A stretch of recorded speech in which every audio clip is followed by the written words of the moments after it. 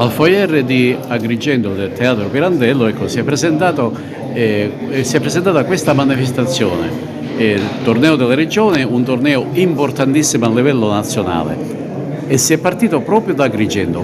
Perché, Sandro Morgana?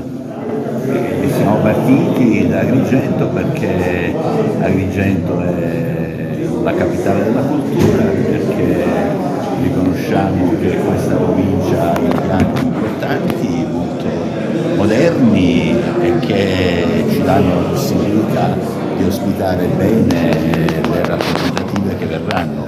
Considera che nel girone B, che è quello proprio di Agrigento, Potenza e Tenno, c'è tutto il Triveneto, c'è Bolzano, Trento, il Friuli e il Veneto, quindi sono 4 regioni che hanno un'impiantistica sportiva molto moderna, molto efficiente, e quindi dobbiamo accoglierli nella stessa maniera.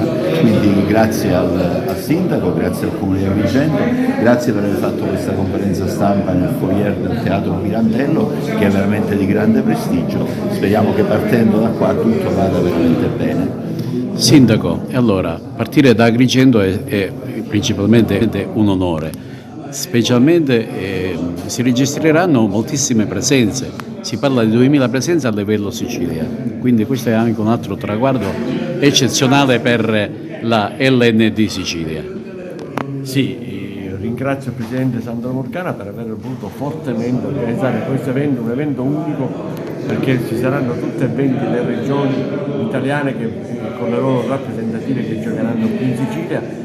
È stato coinvolta Agrigento perché proprio quest'anno Agrigento è capitale italiana della cultura, si giocherà proprio nelle province di questo girone saranno per le province di Agrigento, Caltanissetta ed Enna, ma poi ci saranno altri gironi in altre province della regione della Sicilia. Stiamo dimostrando ancora una volta che l'intera provincia, ma anche l'intera Sicilia, è unita, e questo anche a consolidare quello che sono le linee guida di un progetto, di un grande progetto che poi alla fine ha portato Agrigento a raggiungere questo meraviglioso obiettivo.